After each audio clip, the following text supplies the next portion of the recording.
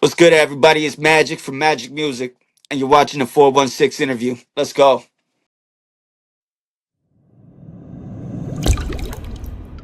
Growing up in Elmwood, Winnipeg, when did you realize music was kind of like the route and your passion as well as now your career in a sense? When did that come about? I mean, growing up in Elmwood, the life kind of like hit fast, so music wasn't really just a hobby for me. It was kind of how I kept my head straight. You know what I mean? Like I realized quick that when I put my pain in on paper, people felt it more, and they'd come up to me and be like, "Yo, bro, like this is talking about my life right now." You know, like things like that.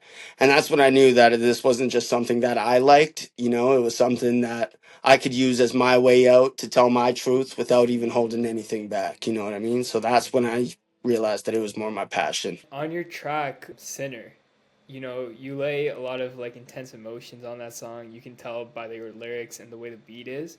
Well, is that what you kind of portray in all your music in the sense that like you try to portray what's going on in your life at that point when you write your songs? And when it comes to Sinner itself, like how did that final product kind of come together? There's a couple of ways that I can answer that one because like I try to put not only my songs in my songs like what I'm going through at that moment. I try to put whatever I've seen throughout my life, not just what I'm living in that present time, right? But Sinner, when I recorded that one, I was going through quite a bit of shit. So Sinner came from a place where I was like fighting demons left and right. My life was messy, bro. Like my relationship was falling apart at the moment. My loyalty was being played with by friends and other people, and I just felt like I had too much weight on my shoulders. So I felt like every step I took, I was paying for it either one way or another. You know what I mean? So I poured my heart into that track. That's why it hits the way it does, because it's like straight from like the trenches of my head, like the trenches of my heart. You know what I mean? So it's gutter, it's raw in its purest form. That's just how I like to put everything that I put on paper and on record, right? And then let's continue with your songs and your discography. How do you create a song generally? Like, are you a freestyler or do you like to write? I can't freestyle, bro. I have to write. If you put me in a booth and just throw a beat on, I'm probably gonna make a fool of myself. But my creative process it's kind of simple, man. Like I let the energy talk first, kind of like I hear a beat, and if it doesn't like punch me in the chest when I hear it, you know, like I'm gonna skip it, you know. But once it hits, I'll start like mumbling, doing little melodies and things like that, trying to get where get the chorus, and then I let whatever's inside spill out. You know what I mean? But I don't force bars. I just kind of let the truth build itself. Some nights it's savage, some nights it's just pain, and some nights it's real. You know, like it depends what that beat brings to me. And how picky are you? I mean, like my producer, he's pretty good with it. Like he knows like my sense of music. You know, like he knows what can bring that raw energy out of me too. So he's really solid for that. So that he normally knows what I'm feeling and how I can vibe out at the studio. You know, he's pretty good with it. Being from a city like Winnipeg, that doesn't always like get global attention. You know, how what's the music scene like out there? Let me start with that. That depends who you ask. I mean, like it's a lot of everybody thinks they're better than each other, and you know, there's a lot of drama within that sense, and nobody wants to put each other on. They all want to compete instead of trying to collaborate, you know. So it's kind of trash in that sense, but it does have a solid scene out here because there's tons of very talented artists who are actually doing their thing, but it's just nobody wants to mingle their talents together, you know. Like they want all the spotlight for themselves. That's kind of how the Winnipeg scene is. It's it's treacherous. What's like the most prominent genre out there? From what I can see, it is hip hop. Yeah, hip hop and rap.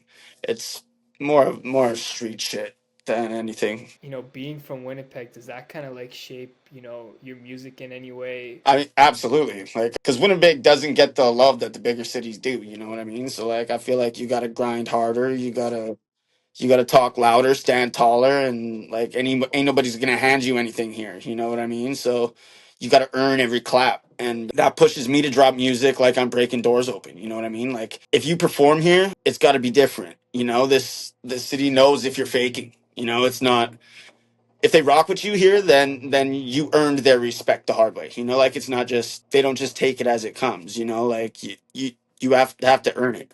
You know, if someone asks you to pick the one song from your catalog, you know, to listen to kind of showcase your whole music standpoint, like which song would it be? That's a rough one. For that, I'd probably say Sinner. I mean, because yeah, it talks about like yeah, I've done a lot of fucking rough shit, you know, but that at the end of the day, everybody's a sinner, man.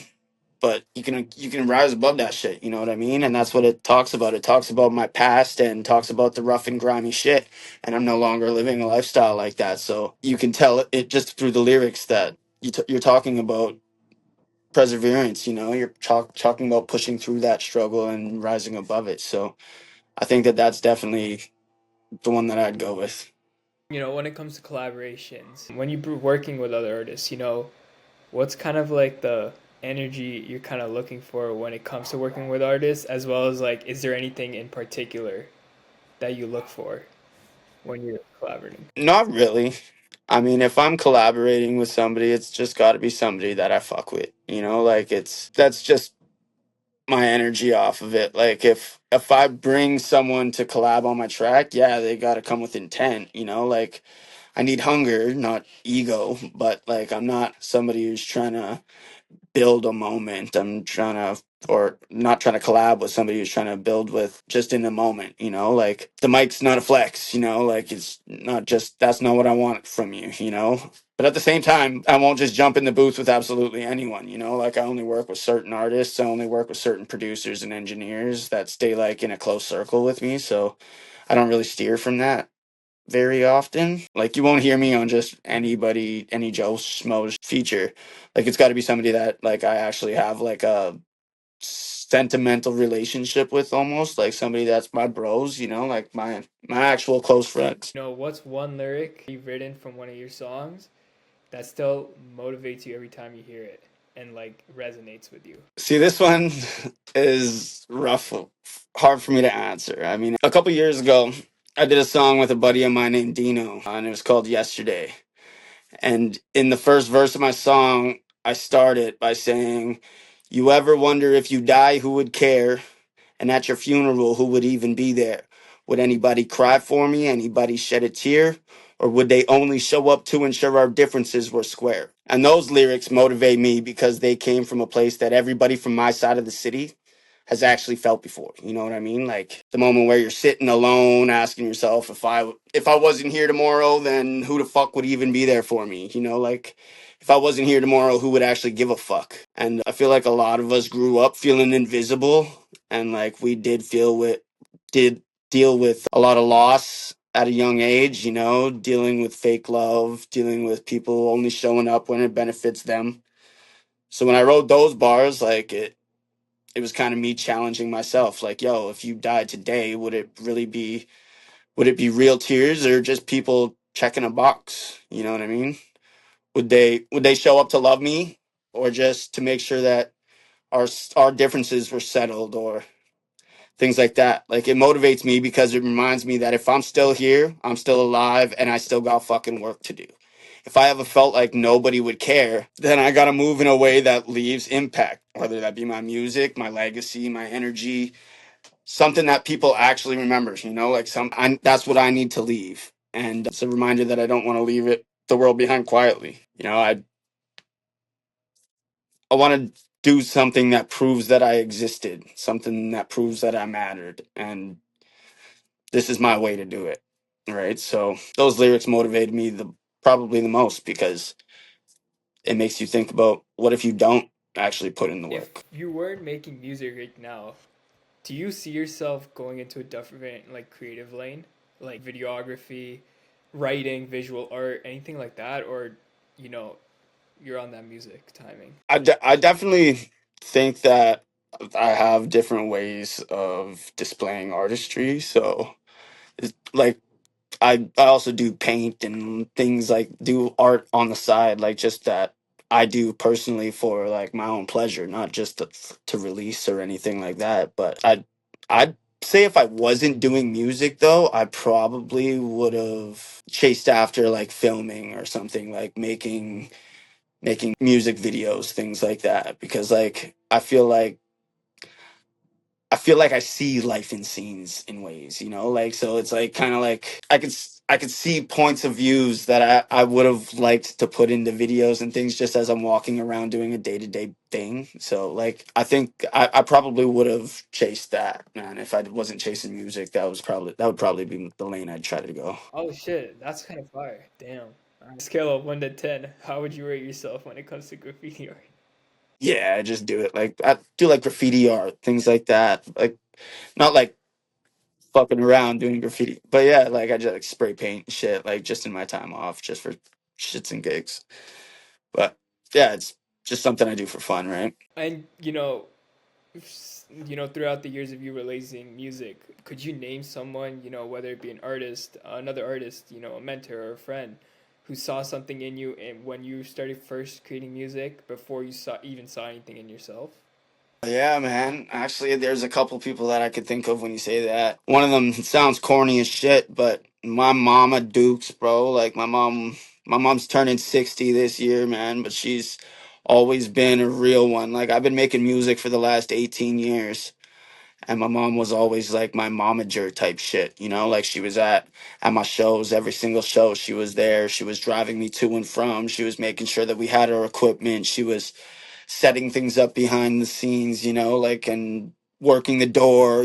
She was always putting in work for me, and so she's always been one of my biggest motivators, my biggest supporters, even, if you'd say. But another person that I could say is, well, he goes by KS now. I was about to call him by his old name. He's a good brother of mine. I've known him for many years, back when I was like 15 and first started performing.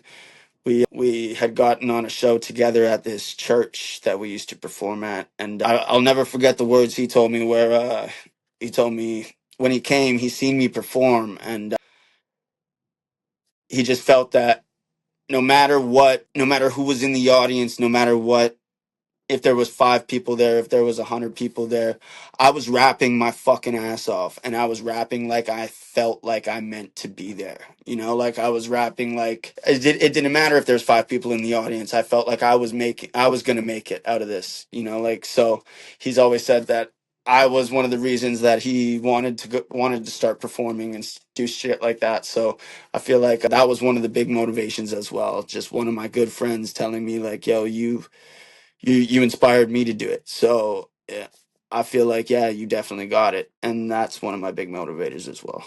Shout out to my dog KS. Okay, so like, throughout your years of creating music, what's kind of the hardest lesson that you've learned along your music journey? It's a hard question to answer because there's been definitely a lot of lessons that I've learned. Like I said before, like I've been rapping for 18 years, performing for 15, but like I'm 30 years old now, and I've been doing this since I was really young, you know what I mean? So I'd say that the hardest lesson that I've learned though would probably be that not everybody who smiles at you actually wants to see you win. Some people are just gonna clap until you pass them, and then they're gonna switch up.